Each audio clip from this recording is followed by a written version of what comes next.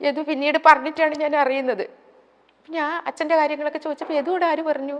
ശരണ്യ എല്ലാം പറഞ്ഞു എന്ന് പറഞ്ഞു. ഞാൻ പറഞ്ഞു എപ്പോഴും? സർജറിയുടെ തലേന്ന്. ഞാൻ പറഞ്ഞു ഇന്ന് ഞാൻ അവളുടെ കൂടെ ഉണ്ട് സർജറി. അവിടെ ബൈസ്റ്റാൻഡർ നിർത്തത്തില്ല ശ്രീചിത്രയിൽ. പക്ഷേ പ്രത്യേക ഒരു റിക്വസ്റ്റ് വാങ്ങിയിട്ട് ഗണേശേട്ടനൊക്കെ ഇടപെട്ട് പ്രത്യേക ഒരു റിക്വസ്റ്റ് മേടിച്ചിട്ട് എന്നെ അവിടെ നിർത്തി. ഞാൻ അവളുടെ കൂടെ ഉണ്ട്. എപ്പോഴും ഇവളെ യദുവിനെ വിളിച്ചു, എനിക്കറിയില്ല. പക്ഷെ എങ്ങനെയോ അവൾ വിളിച്ചിട്ട് ഡീറ്റെയിൽ എല്ലാം പറഞ്ഞു കൊടുത്തിരിക്കുന്നത്. എൻ്റെ അമ്മക്ക് നിങ്ങളൊരു അമ്മയെ വിളിക്കണം, എൻ്റെ അമ്മക്ക് അന്ന് ഇവർ പൊടിക്കുഞ്ഞുങ്ങളാണ്, അനിയത്തി അനിയനും പഠിക്കുന്നതാണ്.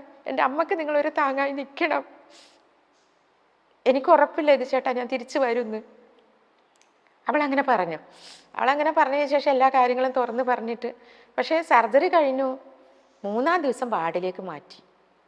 ഡോർഡായി എന്ന് പറഞ്ഞതാണ് ഡോക്ടർ. സംസാരശേഷി നഷ്ടപ്പെടും. അവൾ ഏഷ്യാനെറ്റിലൊരു ഇൻ്റർവ്യൂ കൊടുത്തായിരുന്നു അതിനെ പറ്റിയിട്ട് ആ സമയത്ത്. അപ്പം ബ്രെയിൻ്റെ ഓർമ്മശക്തി പോവും, സംസാരിക്കാൻ പറ്റില്ല. ഏതെങ്കിലും ഈ റൈറ്റ് സൈഡ് ലെഫ്റ്റ് സൈഡാണ് അവൾക്ക്. അപ്പോൾ റൈറ്റ് സൈഡ് തളർന്നു പോവും. ഇതെന്തെങ്കിലും ഒരു സൈഡ് എഫക്റ്റ് ഇല്ലാണ്ട് ശരണ്യെ കിട്ടിയാൽ തന്നെ കിട്ടത്തില്ല, ഒരു കുഴപ്പമില്ല. ICU ഒന്നിനും 2-ാം ദിവസം ഞങ്ങൾ കാണാൻ പോകുമ്പോൾ ടാറ്റ പറയാണ്. ഞാൻ വിളിക്കുകയാണ് ICU ഒന്ന്, സിസ്റ്റർമാരെ, ഇവളോട് എല്ലാവർക്കും ഒരു സ്നേഹമാണ്. സിസ്റ്റർമാരെ ഫോൺ വിളിച്ചിട്ട് എന്നെ വിളിക്കും, അമ്മ നമ്മളവിടെ ICUവിൽ നിർത്തത്തില്ലല്ലോ. ഞാൻ കഞ്ഞി പിടിച്ചമ്മ. 2-ാം ദിവസം പറയാണ്, എൻ്റെ ദൈവമേ, ഞാൻ ഈശ്വരന്മാരോട് യൂണിവേഴ്സലിനോട് എനിക്ക് നന്ദി, ഈ ലോകത്തിൽ ഏറ്റവും കൂടുതൽ നന്ദി എന്നുള്ള വാക്ക് ഉപയോഗിച്ചത് ഞാനായിരിക്കും. അത്രയും ഞാൻ നന്ദി പറഞ്ഞു. എൻ്റെ മോളെ എനിക്ക് തിരിച്ച്, അവളിനി അഭിനയിക്കണ്ട, എവിടെയും പോകണ്ട, എനിക്ക് എൻ്റെ മോളെ, ഞാൻ വീട്ടു ജോലി ചെയ്തിട്ടല്ലേ, ഞാൻ പോയിട്ടുണ്ട് വീട്ടു ജോലിക്കൊക്കെ, വീട്ടു ജോലി ചെയ്തിട്ടല്ലേ എൻ്റെ മോളെ ഞാൻ നോക്കൂ, എൻ്റെ മോളെ ഇനി എവിടെയും പോകണ്ട, ഇങ്ങനെ ചിന്തിച്ചിരുന്നത്. പക്ഷെ അവൾക്ക് പോകണം, അവൾക്ക് അഭിനയം ചെയ്ത് ലേറ്റൊക്കെ അടിച്ചിട്ടായിരിക്കും കുഞ്ഞിന് വന്നത്. ഇങ്ങനെയൊക്കെ ഒരു തോന്നലാണ്. പലരും എന്നോട് പറയുന്നത് അഭിനയിക്കാനൊന്നും അയക്കണ്ട, ലേറ്റൊക്കെ അടിക്കുമ്പോൾ തലക്കൊക്കെ ഇത് വരും, പോകാമായിരിക്കും, ലേറ്റ് ഒന്നും അടിച്ചിട്ടൊന്നുമല്ല. അവൾ 1 മാസം കഴിയുമ്പോഴൊക്കെ ഉദ്ഘാടനത്തിന് വിളിക്കും, അതിന് പോവും. ഇങ്ങനെയൊക്കെ അവൾ ചെയ്യും. അവൾക്ക് യാതൊരു ഇതുമില്ല, അവൾ ഹാപ്പി, ഇത് വരില്ല. പിന്നെയും ഇതിനെക്കുറിച്ചിട്ട് പല വേരിയേഷൻസും, RCCന്ന് ഒരു വേരിയേഷൻ, നിംഹാൻസിന്ന് ഒരു വേരിയേഷൻ, ഈ തലയിൽ നിന്ന് എടുക്കുന്ന സ്പെസിമെൻ ആ ബ്ലോക്ക് ടെസ്റ്റ് ചെയ്യുമ്പോൾ ആസ്ട്രോബ്ലാസ്റ്റോമാന്ന് വരുന്നു, മെറ്റാസ്റ്റാറ്റിക് കാർസിനോമാന്ന് വരുന്നു. ഞാനിതൊക്കെ പറയുന്ന കേട്ടിട്ട് അമൃതിയിലൊരു മാഡം എന്നോട് ചോദിച്ചു, എത്ര വരെ പഠിച്ചിട്ടുണ്ട്? ഞാൻ 10-ാം ക്ലാസ് വരെ. പക്ഷെ ഇല്ല, മെഡിസിനൊക്കെ പഠിച്ചതുപോലെയാണല്ലോ പറയുന്നേ. കാരണം ഇത് കണ്ട് ഇവളെ സ്കാനും കണ്ട് കണ്ട് പഠിക്കുന്നതാണ് ഇതൊക്കെ, ഈ അസുഖത്തിന്റെ പേരൊക്കെ. അപ്പോൾ അങ്ങനെ പല വേരിയേഷൻസും വന്നു. അഭിനയിച്ചോളാൻ പറഞ്ഞു ഡോക്ടർ, കുഴപ്പമൊന്നുമില്ല, അഭിനയിച്ചോളാം, ശരണ്യൊക്കെ ഇനി ഇത് വരില്ല. ഓക്കെ. പക്ഷെ എന്നിട്ടും പിന്നെ ഇവര് 2ാമത് കറക്റ്റ് സ്വാതി സീരിയലിന് ഇവളെ കട്ട് ചെയ്തു. കാരണം ആർട്ടിസ്റ്റിനെ മാറ്റി റീപ്ലേസ് ചെയ്തു. അത് മാറ്റി കഴിഞ്ഞപ്പോൾ മറ്റേ Bhavachithra Jayakumar sir, hit serial കുങ്കുമപ്പൂവ്, ചന്ദ്രമഴ, അന്നേരം ചന്ദ്രമഴ ഇവിടെ തുടങ്ങിയിട്ടില്ല. സാറ് ശരണ്യെ വിളിച്ചു, ഇങ്ങനെ ഹീറോയിനായിട്ടാണ് തമിഴ് സീരിയൽ ചന്ദനമഴയുടെ ദൈവം തന്ന വീട്, ചന്ദനമഴയുടെ തമിഴ് പതിപ്പ് അതാണ്. പിന്നെ അത് ഹിന്ദിയിൽ സാത്തിയ എന്ന് പറഞ്ഞിട്ട് വന്ന ഒരു സീരിയലാണ്, ഭയങ്കര ഹിറ്റായിട്ട്. അത് തമിഴിലെടുക്കുകയാണ്, അതിനുശേഷമാണ് ഇവിടെ വന്നത്. അപ്പോൾ ആ സീരിയൽ ഹീറോയിനായിട്ട് സീതാറാം, അങ്ങനെ നായകനും നായിക. അപ്പോൾ ആ ക്യാരക്ടറിന് സാറ് വിളിച്ചപ്പോൾ ഭയങ്കര സന്തോഷമായി. അസുഖങ്ങളൊക്കെ അതിന് റിക്കവറായി. പക്ഷെ മുടി ഈ ഭാഗത്തുനിന്ന് മാത്രമേ കുറച്ച് എടുത്തുള്ളൂ. അത് ഇവർക്ക് ഇങ്ങനെ കവർ ചെയ്തിടാൻ പറ്റും. ആ സർജറി ഉള്ള ഭാഗത്തുനിന്ന് മാത്രമേ എടുത്തുള്ളൂ. ഇങ്ങനെ വന്നിട്ട് ഇങ്ങനെയാണ് ഓപ്പൺ സർജറി ഭയങ്കര, അപ്പോൾ കവർ ചെയ്തിടാൻ പറ്റും. അങ്ങനെ ആ സീരിയലിൽ പോയി. അതിനും അത്യാവശ്യം നല്ല പേയ്മെൻറ്റും ഫ്ലൈറ്റ് ടിക്കറ്റും ഒക്കെ തന്ന് ചെന്നൈയിൽ പോവുക വരിക. പുള്ളിക്കാരി ആ അസുഖം വന്നെന്നുള്ളതേ മറന്നു, ഭയങ്കര ഹാപ്പിയായി. പക്ഷെ അവിടെ നിന്ന് കറക്റ്റ് ഈ സീരിയൽ നല്ല ഹിറ്റായി പോയിക്കൊണ്ടിരിക്കുമ്പോൾ ഒരു 12 മാസം, കറക്റ്റ് 12 മാസമാണ് ഈ റെക്കറൻറ്റ് വരിക. അവിടെ നിന്ന് ഫിക്സ് വന്ന് സാറ് എന്നെ, അന്ന് സാറുണ്ടായിരുന്നു അവിടെ, സാറല്ല പ്രൊഡ്യൂസർ, സാറ് എന്നെ അവിടെ ഒരു ഹോസ്പിറ്റലൊക്കെ കൂട്ടിക്കൊണ്ടുപോയി അവിടെ അഡ്മിറ്റ് ഒരു ദിവസം ചെയ്തു. CT എടുത്തപ്പോൾ വലിയ കുഴപ്പമൊന്നുമില്ലെന്ന് പറഞ്ഞു. അപ്പോൾ പിന്നെ അവിടെ നിന്ന് 2 മാസം വീണ്ടും അഭിനയിച്ചു. CT എടുത്തപ്പോൾ കുഴപ്പമൊന്നുമില്ല, ഫിക്സിന് ഗുളിക കഴിക്കുന്നുണ്ട്. ആ ഗുളികേരെ പിന്നെ ഉറക്കം ഒഴിഞ്ഞ് രാത്രിയൊക്കെ ഷൂട്ടിംഗ് ആണല്ലോ. പിന്നെ ഇവർക്ക് ഒരു പ്രത്യേക സുധാ ചന്ദ്രൻ മാഡമാണ് അമ്മായിയമ്മയായിട്ട് അഭിനയിക്കുന്നത്. എല്ലാവരും സുലക്ഷണ എന്ന് പറയുന്ന പഴയ ഒരു നടിയുണ്ട്, മമ്മൂക്കയിലൊക്കെ നായികയായിട്ട്, എല്ലാവരും നല്ലൊരു കമ്പനിയാണ്. അപ്പം അങ്ങനെയാണ് അവിടെ നിന്ന് ഈ 2ാമത് ഈ റെക്കറൻറ്റ് വരുന്നത്.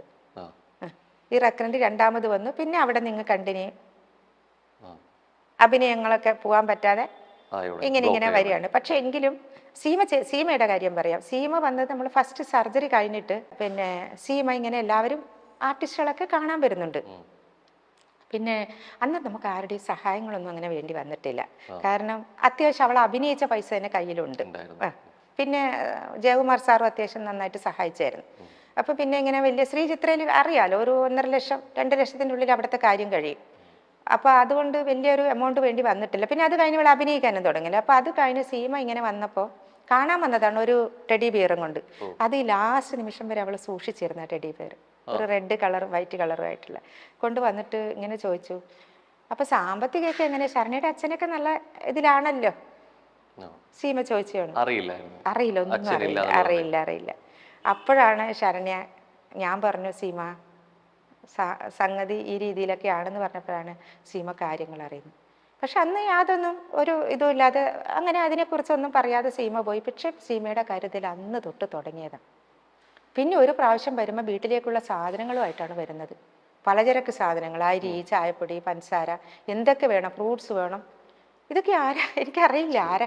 എന്നാൽ എന്നെ കൂടെ പിറക്കാതെ പോയ കൂടെ പിറന്നതോ എന്താണ് പേര് പറയേണ്ടത്? ശരണ്യ പറഞ്ഞിരുന്നത് ജന്മം കൊണ്ടെങ്കിലെങ്കിലും കർമ്മം കൊണ്ട് എൻ്റെ അമ്മയാണ് സീമ ചേച്ചി. ആരോ ആണ്, എനിക്കറിയില്ല. അങ്ങനെ ഒരു ഇപ്പോഴും നിങ്ങൾ അന്ന് വീഡിയോ എടുത്തപ്പോഴോ ഇത്രയൊന്നും പറഞ്ഞാൽ പോരാ സീമയെ കുറിച്ചിട്ട്. പക്ഷെ നെഗറ്റീവ് അഭിപ്രായങ്ങൾ ചിലരൊക്കെ എന്നോട് ഇങ്ങനെ ഓരോന്നൊക്കെ പറയും, പ്രശസ്തിക്ക് വേണ്ടി അങ്ങനെ വേണ്ടി. അപ്പോൾ ഞാനും ചിന്തിക്കും, ആണോ? എൻ്റെ പൊട്ട മനസ്സിൽ അങ്ങനെയൊക്കെ ചിന്തിച്ച് പോയിട്ടുണ്ട്. അതിന് അപ്പം തന്നെ ഞാൻ ദൈവത്തോട് സോറി പറയും. എൻ്റെ ദൈവമേ, ഞാൻ അങ്ങനെയൊക്കെ ചിന്തിക്കാൻ പാടുണ്ടോ? മനസ്സിലായില്ലേ? വാങ്ങി ചെയ്തു എന്നൊക്കെ പറയുമ്പോഴറിയുന്നല്ലേ, ഇതൊക്കെ ആരറിയുന്നല്ലെങ്കിൽ പ്രശസ്തിക്ക് വേണ്ടി നമുക്ക് ഒരു വാക്ക് ഉപയോഗിക്കാൻ പറ്റില്ല. കാരണം ഒന്നും ഉപയോഗിക്കാൻ വാക്കുകളില്ല. വീട്ടിലേക്ക് വേണ്ടുന്ന എന്തൊക്കെ ഞാൻ അതാ പറഞ്ഞേ, സ്വന്തം ബന്ധങ്ങൾ പോലും പണത്തിന്റെ അളവ് പോലും വെച്ചിട്ട് മനുഷ്യനെ അളക്കുകയാണ്. അറിയാലോ, ഞാൻ ഒരു കാര്യം പറയാം, കടലിൽ നമുക്ക് ഒരുപാട് വെള്ളമുണ്ട്. നമുക്ക് ദാഹം വന്നാൽ അതിന് ഒരു ഗ്ലാസ് വെള്ളം എടുത്ത് കുടിക്കാൻ പറ്റില്ല. പറ്റുമോ? പറ്റില്ലല്ലോ. അപ്പൊ അങ്ങനെയുള്ള കാലഘട്ടത്തില് ഈ ഒരു അവസ്ഥ നമുക്ക് ചിന്തിക്കാൻ പോലും പറ്റില്ല. വീട്ടിൽ ചായപ്പൊടി മുതൽ എന്തൊക്കെയുണ്ട്, ഉപ്പ് തൊട്ട് കർപ്പൂരം വരെ എന്ന് പറഞ്ഞ എല്ലാം മേടിച്ചിട്ടാണ് വരുന്നത്. ഇപ്പോഴോ ഉണ്ടോന്ന് എന്റെ പൊന്നെ ചോദിക്കും. അപ്പൊ അന്ന് മുതലുള്ള പുള്ളിക്കാരി ഞങ്ങളുടെ കൂടെ ഉണ്ട്. പിന്നെ ഓരോ പ്രാവശ്യം സർജറിക്ക് വരുമ്പോ പുള്ളിക്കാരിയാണ് വെളിയിൽ നിൽക്കുന്നത്. ഈ സൈൻ ചെയ്ത് കൊടുക്കുന്ന മാത്രമേ ഞാനുള്ളൂ, കൺസൾട്ടന്റ്. ബാക്കി ഡോക്ടറോട് സംസാരിക്കുന്നതും എല്ലാ സർജറിക്കും ആളുണ്ട്. പിന്നെ ഗുരുവായൂർ തുലാഭാരം തൂക്കാൻ നേർച്ചയാക്കി ഒരു ദിവസം വിളിക്കുന്ന, ചേച്ചി ശരണ്യക്ക് ഞാൻ തുലാഭാരം തൂക്കാൻ നേർച്ചയാക്കിയിട്ടുണ്ട്, അവിടെ വരണം. ഇനി എവിടെയാ കൊണ്ടുപോകണം? ഞങ്ങളെ എല്ലായിടത്തേക്കും കൊണ്ടുപോകും. അത് സ്വന്തം കയ്യിലെ പൈസ, അതൊന്നും ആരുടെ. ഇപ്പോൾ ഈ ലാസ്റ്റ് സോഷ്യൽ മീഡിയയിൽ മെസ്സേജ് ഇട്ടത് സീമ വളരെ കരഞ്ഞിട്ടാണ് മെസ്സേജ് ഇട്ടത്. കാരണം പുള്ളിക്കാരി ആദ്യം 1-2 പേരോട്, സീമ 5 മാസം കൊണ്ട് ശരണ്യക്ക് വീണ്ടും റെക്കറൻറ്റ് വന്നു, കയ്യിലൊന്നുമില്ല സീമ, ഇതാണ് അവസ്ഥ. 1-2 പേരോടൊക്കെ സീമ വേണ്ടപ്പെട്ടവരോട് ചോദിച്ചപ്പോൾ നല്ല മറുപടിയല്ല കിട്ടിയത്. അപ്പോൾ പറഞ്ഞു, ചേച്ചി ഒരു കാര്യം ചെയ്യാം, സോഷ്യൽ മീഡിയയിൽ നമുക്കൊരു മെസ്സേജ് ഇടാം. അപ്പോൾ ഞാൻ പറഞ്ഞു, സീമ അത് വേണോ? നമ്മൾ പലരതും ഇങ്ങനെ കണ്ടിട്ടുണ്ട്, പക്ഷെ ശരണ്യെ പോലെ ഒരാൾ അങ്ങനെ ഒരു മെസ്സേജ് ഇടുമ്പോൾ അവർക്കതൊരു വിഷമാവും.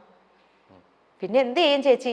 എന്നാൽ ചേച്ചിയുടെ ഇഷ്ടം പോലെ എന്താ ചെയ്യുന്നിട്ട് ആണ്. ദേഷ്യപ്പെട്ടാൽ ഭയങ്കര ദേഷ്യവുമാണ്. കുറച്ച് സമയത്തേക്ക് ദേഷ്യപ്പെട്ടാൽ അങ്ങനെ ഫോൺ വെച്ചിട്ട് പിന്നെയും ഞാൻ വിളിച്ച് പറഞ്ഞു, സീമ ശരണ്യെ കാണിക്കണ്ട, അവളെ ലൈവായിട്ട് കാണിക്കാതെ നമുക്ക് അവസ്ഥ പറഞ്ഞിട്ട് മെസ്സേജ് ഇടാം. അവസ്ഥ എന്നതാണ്, അവളെ ലൈവായിട്ട് കാണിക്കുമ്പോൾ അവൾക്കൊരു വിഷമം വരും.